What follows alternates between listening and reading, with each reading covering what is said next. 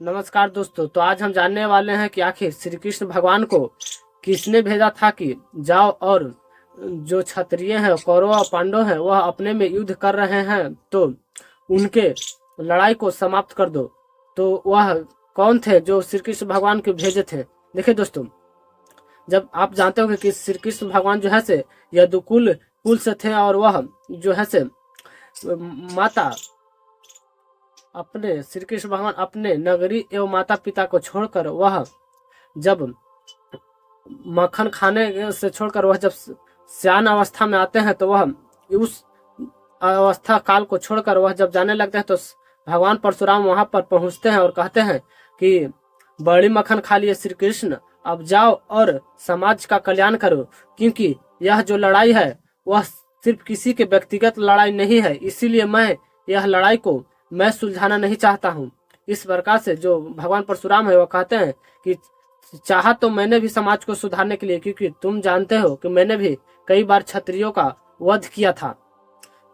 क्योंकि वह मेरा पर्सनल जो लड़ाई था वह मेरे ऊपर बीता था, लेकिन यह जो लड़ाई है वह पूरे संसार एवं मानव जाति के लिए है, इसीलिए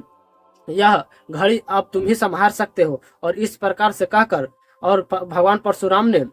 स्वयं श्री कृष्ण भगवान को सुदर्शन चक्र हाथों में दे देते और कहते हैं कि लिए लो, अपना शस्त्र धारण करो और जाओ। और इस प्रकार से वो पहला बार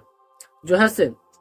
हस्तिनापुर में जाते हैं और भीष्म से पितामह से मिलते हैं और कहते हैं कि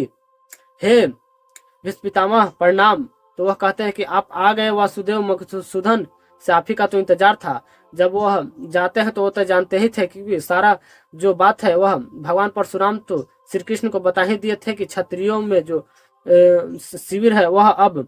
धरती को गंदा कर रहे हैं, क्योंकि उन लोगों का आपस में ही विवाद है। तो इस प्रकार से सारा बात जो है से भगवान परशुराम श्री कृष्ण को बता दिए थे, लेकिन श्री कृष्ण भगवान के ही ऊपर परशुराम भगवान ने यह काम छोड़ दिया था ताकि तुम वहां जाओ और इस चीज को समझो। तो श्री कृष्ण भगवान जब जाते हैं तो पूरी समस्या जो है से भीष्म पितामह बताते हैं और कहते हैं,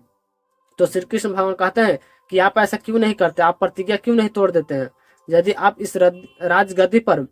बैठने के और उसके पिता को छवि को देखने के लिए प्रतिज्ञा ले ही लिए हैं तो आप सुधारिए। तो वह कहते कि नहीं मकसूदन, मैं तो पहले ही प्रतिज्ञा ले चुका हूँ, इसीलिए अब तुम ही कुछ कर सकते हो। तो जो श्री कृष्ण भगवान है वह सारे पांडवों कौरवों को समझाते हैं ताकि यह एक होकर इस चीज को विवाद को खत्म करे, लेकिन श्री कृष्ण भगवान का कोई भी बात नहीं मानता है और वह लोग सोचते हैं कि ये तो मामूली आदमी है और वह उनको इग्नोर करते हुए रहते हैं। इस प्रकार से जो समय है वह बीता रहता है और जो हस्तिनापुर के आपसी विवाद था क्षत्रियों के बीच में कौरव पांडव के, वह और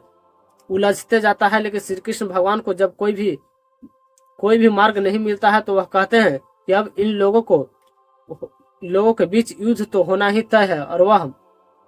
युद्ध को जो है से अपने सिरे से न रहकर किसी अन्य व्यक्ति को अपना आधार बनाते हैं, अर्जुन को, और वह युद्ध के परिणाम स्वरूप आप महाभारत के युद्ध को देख चुके हैं। तो आपको समझ में आ गया होगा कि आखिर हस्तिनापुर में कौरव और पांडव के बीच में महाभारत युद्ध के समाप्त करने के लिए, उसको सुलझाने के लिए